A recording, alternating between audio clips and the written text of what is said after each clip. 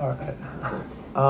For our project this quarter, our class made Flappy Bird, but really what it was is that we had our class decide their own project that they wanted to code up, and then we just helped them code it. And it was really student driven, and the point of this project was to have a really student-driven code project.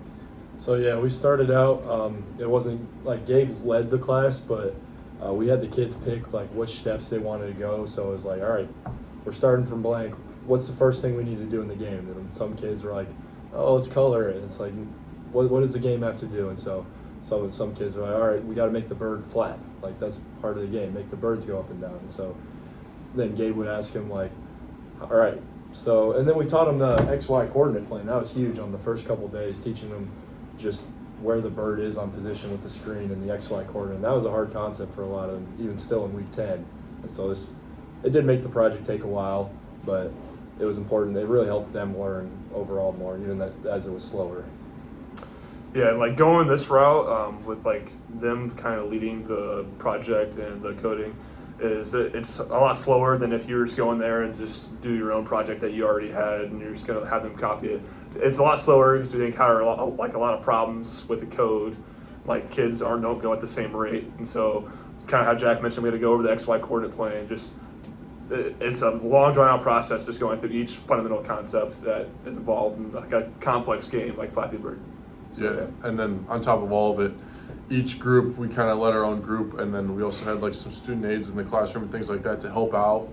And every group was at like a different spot, and each kid was at a different spot depending on the certain day and things like that. So that was another hard thing for us to kind of balance and help, especially driving with the whole open concept game within Flappy Bird kind of thing is people have different, art in their game. The game functions overall, but we'd have to modify different boundaries on different sprites and things like that per individual person just so that they could have their own customized game. And then within those groups, some kids were excelling and were, increasing the score different ways and make the building spawn in differently, where other kids were just struggling to make the bird go up and down and the buildings move left and right. So it was a really good learning curve for us and a great project for someone to do in the future.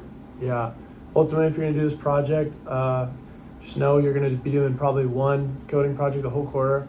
The kids are going to be learning at a much deeper level, but you're going to have 3 dedicated, competent other people in the class, plus a leader, and probably 3 or 4 people to be able to go around the classroom and help individual kids. And it's going to look a lot like checking in with the whole class, teaching a class-wide lesson on what needs to be taught, and then having the kids try and implement it and working with those small group leaders. So, yeah, it's our project.